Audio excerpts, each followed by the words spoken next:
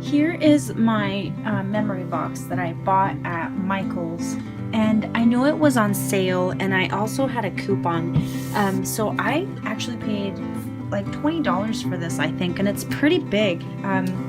It's 16 by 20 inch.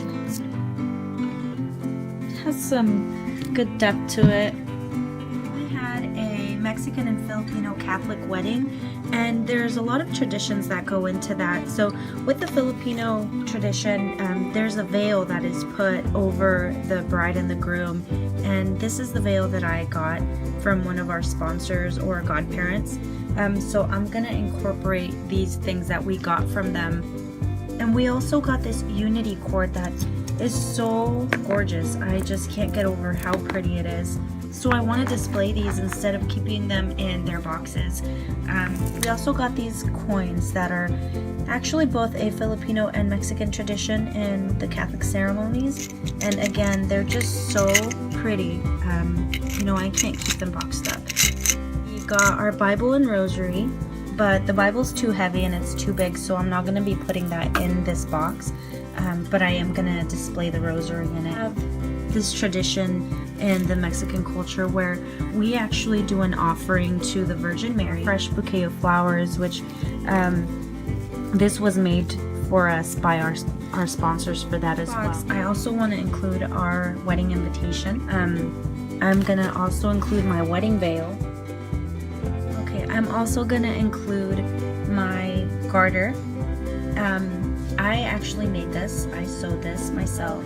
I'm doing our cake topper, my wedding jewelry, my husband's boutonniere, which I also made, and then my bouquet, which this one's gonna be a little tough because they're not real flowers, obviously, so they're not dry or anything. They can't be squished.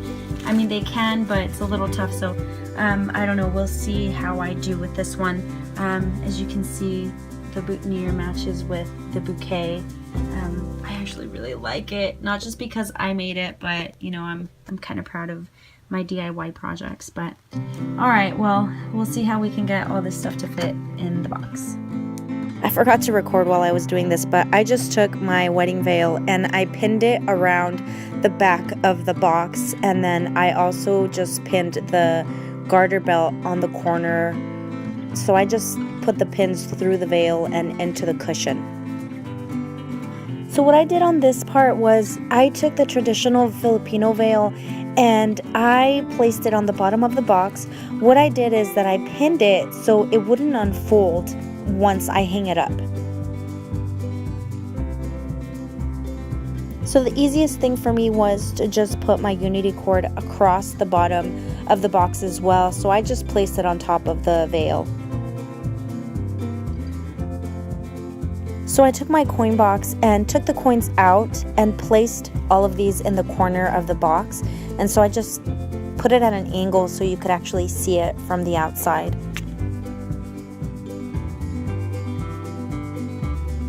I took the box that had my unity cord in it and I just decided to pin my wedding jewelry in here.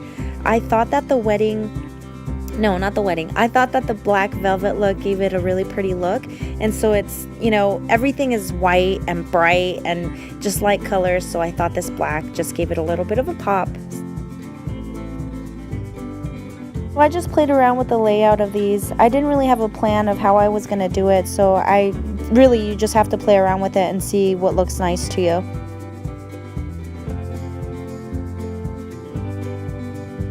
And I made sure to pin the box with the jewelry in it. That way when I hang it, it doesn't fall down.